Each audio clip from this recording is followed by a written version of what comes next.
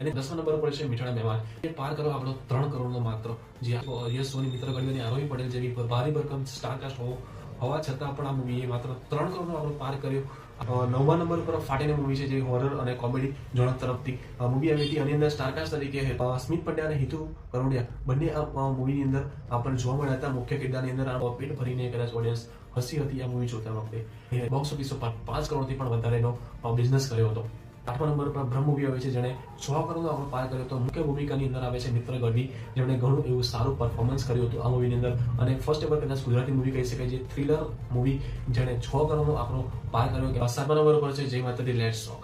જી આ મૂવી છે મલ્હાર ઠાકરની ફેમિલી ઓડિયન્સને ઘણા અર્થે એટ્રેક્ટ કરી હતી. જય માતાજી લેટ્સ ટોક, જે આ મૂવીએ 8.5 કરોડનો આંકડો પાર કર્યો હતો બોક્સ ઓફિસ ઉપર. તો 6 નંબર પર છે બચુની બહેનપણી, જે આ એક મૂવી કોમેડી ડ્રામા મૂવી છે, જેની અંદર સિદ્ધાર્થ રાંદડિયાએ ઇમ્પોર્ટન્ટ રોલ પ્લે કર્યો હતો. અને આ મૂવીનું કલેક્શનની વાત કરીએ તો 12 કરોડનું કલેક્શન આ મૂવીએ પાર પાડ્યું હતું. અને 5મા નંબર પર ફરી પાછી છે મલ્હાર ઠાકરની મૂવી ઓલ ધ બેસ્ટ પાડ્યા, જ્યાં આ પણ એક મૂવીએ ફેમિલી ઓડિયન્સ માટે અપ્રતિમ, મતલબ કે ફેમિલી ઓડિયન્સ માટે પણ આ મૂવી બેસ્ટ મૂવી સાબિત થઈ હતી, જેણે કલેક્શન કર્યું હતું બોક્સ ઓફિસ પર 14.5 કરોડ.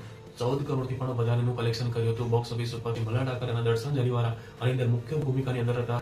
4થા નંબર પર મૂવી આવે છે વર્સ્ટ એવર 2, માત્ર 16 કરોડ રૂપિયા. હિન્દીનું બંનેનું કલેક્શન થઈને માત્ર 16 કરોડ રૂપિયાનું કલેક્શન થયું હતું. તે ઘણા નિરાશાજનક કલેક્શન કહી શકાય છે. પણ નાનો ક્લાઇમેક્સ આ મૂવીની અંદર રાખવામાં આવ્યો હતો, એ વાત પણ ફેલાઈ હતી કે એના કારણે જ કદાચ આ મૂવી એટલું ઓછી બોક્સ ઓફિસ પર ચાલી શકી એવું કહી શકાય.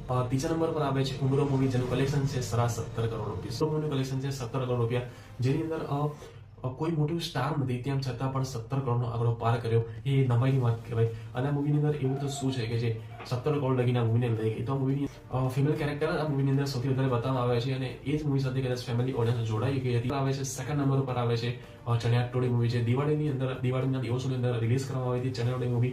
અને એટલા માટે કદાચ કલેક્શન એનું 21 કરોડ રૂપિયા પહોંચ્યું છે. યશ સોની મુખ્ય ભૂમિકાની અંદર આપણને જોવા મળે છે. દિવાળીના દિવસો હતા એટલા માટે કદાચ આ મૂવી આટલી રફતારથી ચાલી અને ફેમિલી ઓડિયન્સની ફર્સ્ટ ચોઇસ બની હતી દિવાળીઓ. પહેલા નંબર પર આવે છે, જે બધાને ખબર હતી, એ 120 કરોડ. હિન્દીની અંદર ડબ થઈને રિલીઝ થવાની છે 9 તારીખે boss Lalo movie. Lalo movie હજુ હિન્દીની અંદર પણ રિલીઝ થવાની છે, તો 120 કરોડ રૂપિયા માત્ર ગુજરાતી લેંગ્વેજની અંદર પાર કરી દીધા છે.